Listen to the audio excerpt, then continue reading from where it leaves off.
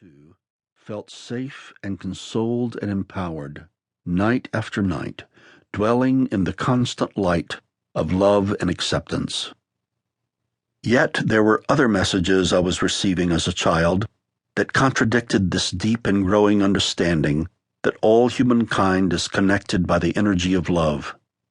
A version of God that I heard preached about from my father's pulpit was one who was wrathful, punitive, and condemning.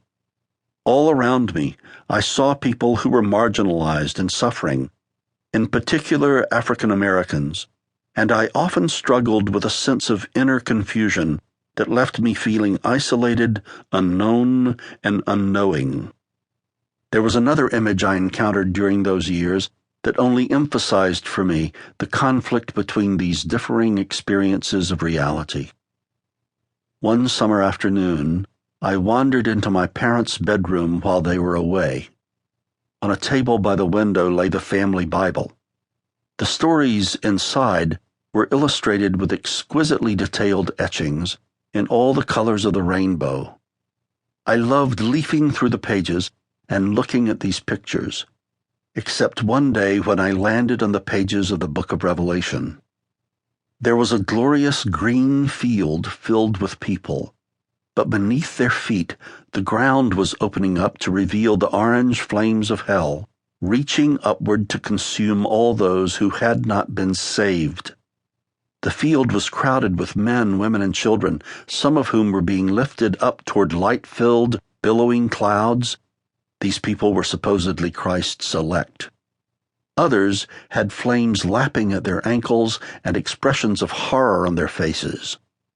These had been denied Christ's love and were destined to burn in hell. What I remember most clearly was that certain families were torn apart by this division between good and evil, those to be saved and those to be damned. Some children fell to their demise while their happy parents were lifted up. The reverse was also the case. It was traumatizing, not only in respect to myself, where would I end up, but also in respect to others I knew and loved. Where would they end up? I grasped that even in my small town, there were some individuals I knew whom I would never see again, without knowing ahead of time which ones. I felt nauseated, slammed the Bible shut, and ran from the room. The experience of gazing upon these two imposing, contradictory images of love and fear launched me on my own life-changing journey toward self-discovery, healing, and ministry. It registered in my soul that these two conflicting narratives could not coexist, and that I would have to jettison one in order to fully embrace the other. After that, in countless seemingly ordinary incidents, I began to recognize the critical role of love as a liberating, joy-filled, and guiding force.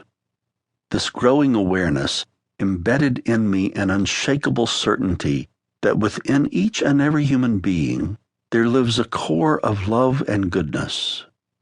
To be sure, the world and its inhabitants suffer from real evil.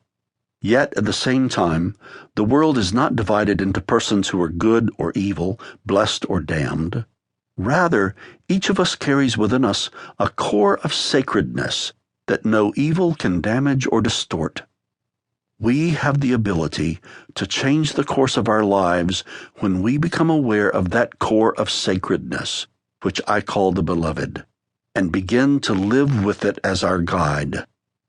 Whenever we have a flash of love, innocence, acceptance, inspiration, awe, or wonder, or we are moved to tears or filled with joy, we must remind ourselves, this is the real me. We must not let such moments simply pass us by. We must stop and appreciate those moments and act on them and ask that we receive more of them in the future. This audiobook is my call to you, asking you to embark on this never-ending adventure as I have done, and take your own steps with this audiobook as your guiding force.